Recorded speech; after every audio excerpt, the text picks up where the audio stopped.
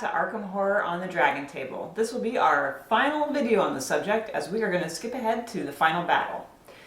Azathoth is the ancient one that we have been playing during this simulation game. And the reason I did that is because he's the simplest in terms of adding things into the game. The only thing he adds is what it says over here, which increases Maniac's toughness by 1, which isn't very complicated. It's really easy to manage.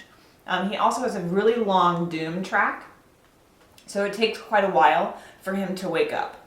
If he does wake up, it's the end of the world. So you can't have a final battle with him. So we can't use him for our final battle simulation. So what I'm going to do instead is I'm going to replace him with Yig for our final battle. Now, if we had been playing with Yig during the regular game, his worshippers would actually have had a combat damage of 4 stamina. So his, I don't know if there are any cultists, there's actually this cultist, normally has a stamina damage of 1, he would have had a stamina damage of 4, and he would have had a combat rating of +0 instead of +1. The other thing that happens during the game with him is if a cultist is defeated, so if anyone killed a cultist, or if an investigator got lost in time and space, which didn't actually happen during our game, he gains a doom token. And he has a really short doom track, so he's kind of one of those ones that you just assume you're going to be fighting. It's much more likely that you're going to be fighting him than that you'll seal 6 gates before he gets to 10 on his doom track.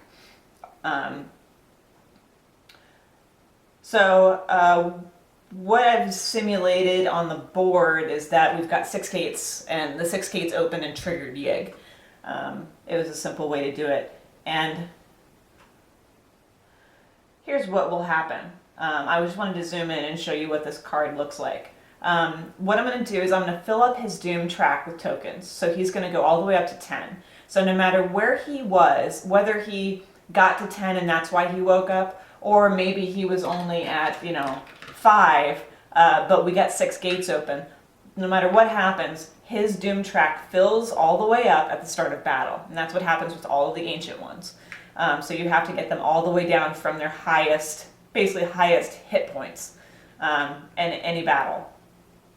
At the start of battle, each investigator is cursed, and any investigator that starts the battle cursed is devoured. So one of the things that I did during a play of preparing for Yig is I got all of my investigators blessed. The reason I did that is because if you curse an investigator that it's blessed, all it does, it takes their blessing away. It does not curse them. So I prepared them all for battle with Yig by getting them all blessed. The other thing that I did is his attack is a speed-based attack. So I also increased all of their speed gradually up to its maximum, and I also increased their fight up to its maximum so that they stand the best chance of being able to defeat him. So I'm going to zoom out a little bit now, and we'll have a final battle. So like I said, first things first, I'm going to fill up his doom track completely. And now, no matter where any investigators are, Jenny's at the Curiosity Shop, Joe's at the Science Building, Mandy's at the church, and Michael's in another dimension. It doesn't matter. They all come to the same place to fight the battle against the Ancient One. I'll put them over here.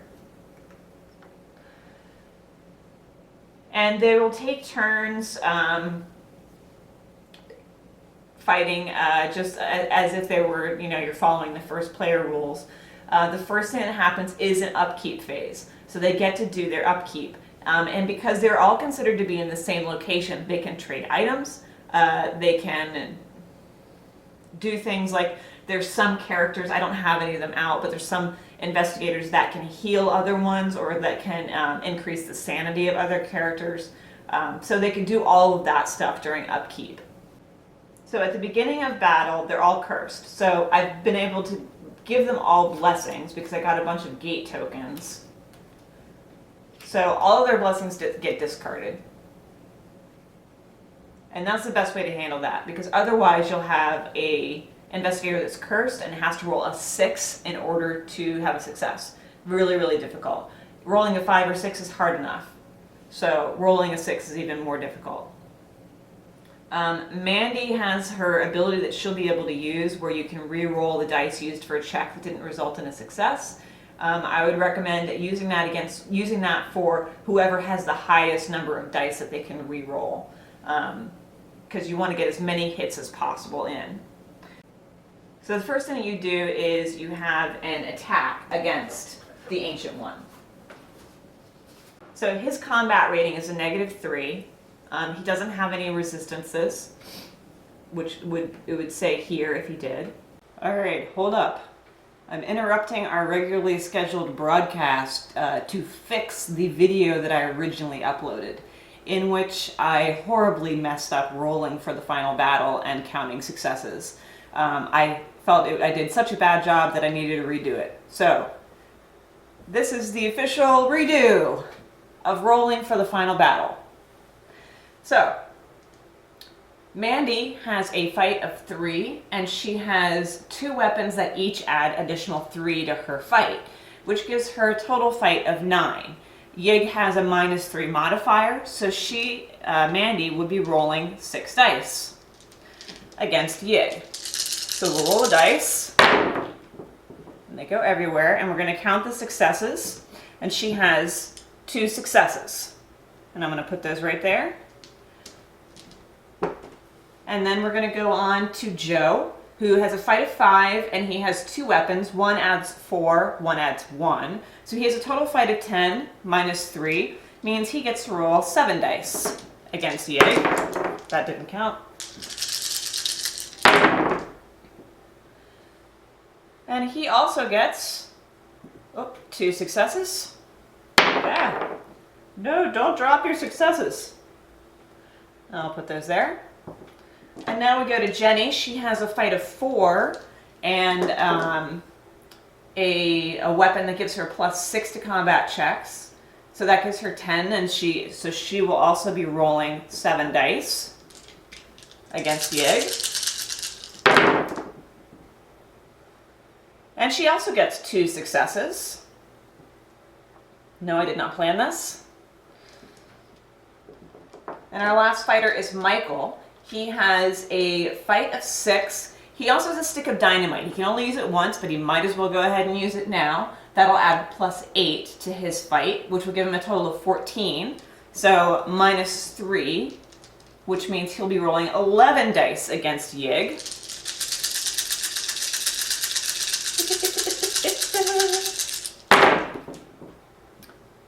And he gets he gets 3 successes. So we will save those successes. And Mandy says, okay, you can re-roll your failed dice. So everything that he didn't get a success on, which happens to be 8 dice, he can re-roll. So that's a good time to use Mandy's ability to re-roll dice. So we'll do that. And he gets a whole bunch more. He gets 4 more successes. That is a whole lot of successes. So now, since there are 4 investigators in this game, you need to have 4 successes for 1 hit. If you were playing with 3 investigators, you would need 3 successes for 1 hit. That's the way it works. If you're playing with 1 investigator, you need 1 success for 1 hit. And that is where I screwed up royally the first time I recorded this. So, we have 4 investigators, so each of these sets of... Karen, roll dice. This first set of 4 would be equal to 1 hit, which we would take off the doom track. And then we'd have another 4 that would take another token off the doom track.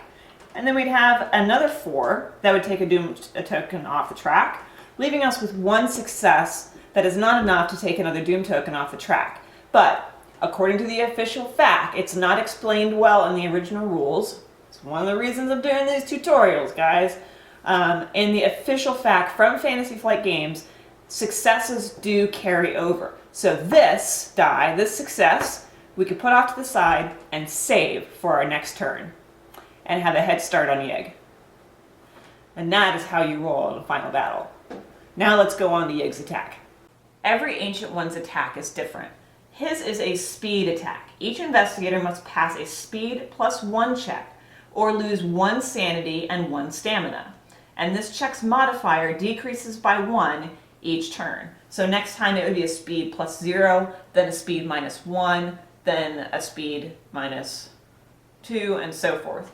So what happens now is, starting with Mandy, she has a speed of 4.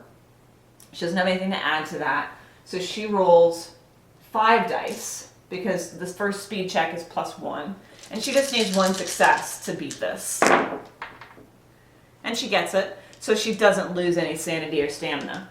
And Joe has a speed of 6, so he would roll 7 dice. And he gets a success. Jenny has a speed of 5 because she has Eric Colt, who is a special ally, so she rolls 6 dice.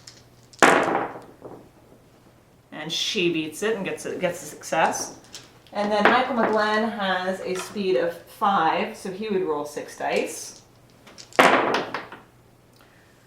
And he's the only one that doesn't beat it. And we've already used Mandy's ability, so he can't re-roll. One thing that he could do is he could use a clue token to add to his die roll for this, because there's no other use for clue tokens at this point. Might as well. So he adds die to his roll, which is also not a winner. Not a winner. He rolled a bunch of 1s, 2s, 3s, and 4s. Great.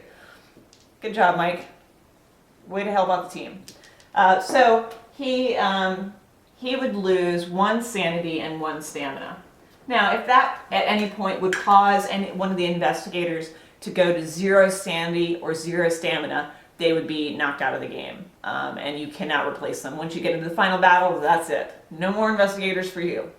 During the game, if an investigator is knocked out by losing all their sanity or all their stamina, they go to the hospital, or they go to the asylum, and they can get some of it back. So that is not the case during the final battle. But they did pretty well against Yig. I have a good feeling that this next time around, they would not have any problem getting that final marker off, even if they hadn't done it the first time.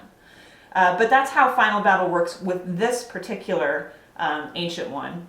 And I really did roll fairly well, and it also helped significantly that I prepared for the battle. And I can't stress that enough, that you want to pay attention to the specifics of the Ancient One that you're going up against. If it starts looking like the terror track's getting high, if it starts looking like you're going to have too many gates, if you're getting too high on the doom track, pay attention and make sure that you're preparing for this final battle, because you're not going to get a chance once the Ancient One awakens. You're not going to get a chance to go back and increase, all the different things that you need to increase, or get blessings, or do whatever it is you need to do in order to prepare for the battle. Because some of these guys, you have to discard items at the beginning of each battle phase. So you want to collect as many items as you can beforehand. It all depends. And there's also the possibility that you're just going for sealing gates.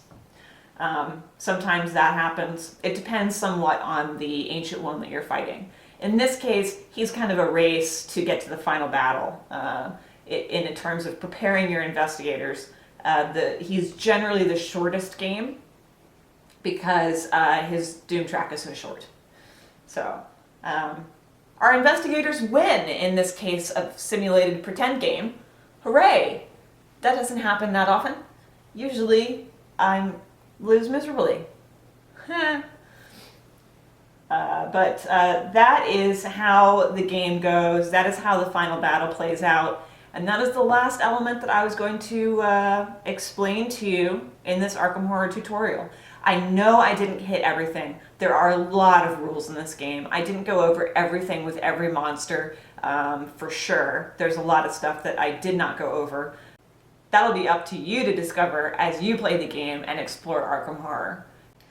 Thank you so much for joining me at the Dragon Table. I will see you next time.